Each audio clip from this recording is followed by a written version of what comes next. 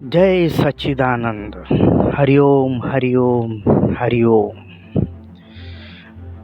मन एव मनुष्याणां कारणं बंध मोक्ष योनित।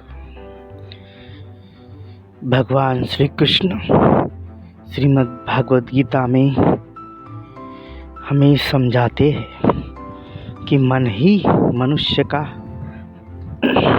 मोक्ष का कारण है और मन ही मनुष्य के मुक्ति का ही कारण है। मन ही मनुष्य को सारे बंधनों में बंधाता है और मन ही मनुष्य को सारे बंधनों से छुड़ाता है। इसीलिए मन को अगर हम नियंत्रण में रखें तो इस मन के माध्यम से हम बड़े बड़े कर्मों को, बड़े बड़े कार्यों को अंजाम दे सकते हैं।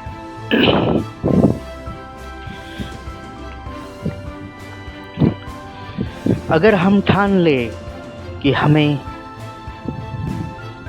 यह मंजिल तय करनी है, अपने जीवन में यह मंजिल हमें पानी है, अपने मन में अगर पक्का ठान ले तो हम वह मंजिल अवश्य पा सकते हैं। हम वह मंजिल अवश्य पा सकते हैं। और उसी तरह अगर हम कर्म में जुट जाए तो हमारे हाथों से उसी तरह के अच्छे कर्म होने लगते हैं। इसलिए मन को अच्छे से अच्छे कामों में लगाते जाए। अगर हम अपने मन को सत्कर्मों में लगा दे, भगवान के नामस्मरण में लगा दे और भगवान का नामस्मरण करते करते अपने सत्कर्म हम करते रहे तो हमारे जीवन की नैया पार हो जाएगी।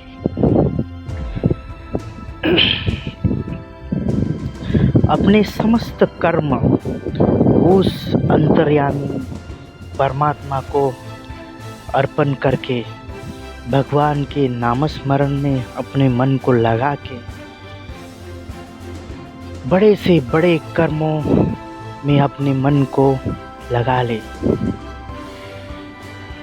नहीं तो ये मन आपको विषयासक्त होकर, ये मन आपको अलग अलग बातों में उलझा कर अलग अलग तरह की पीड़ा देने लगता है।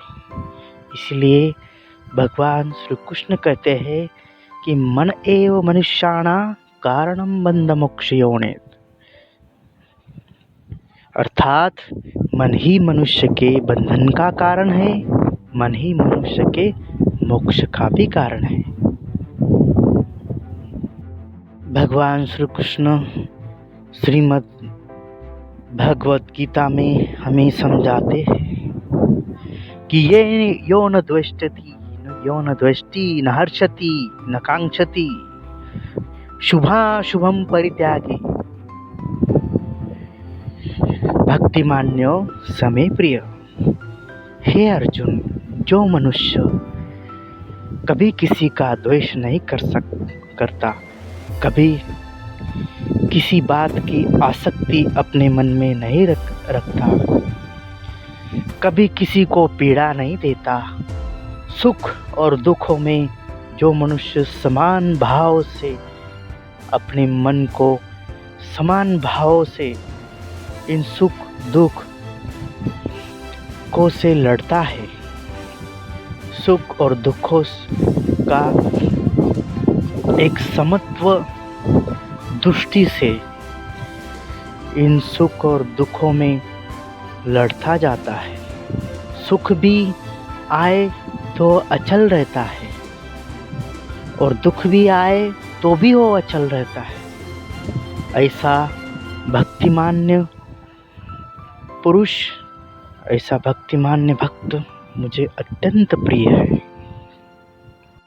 समत्वयोगम उच्यते सुखायम यदि दुखायम संयोगी परमोहताः।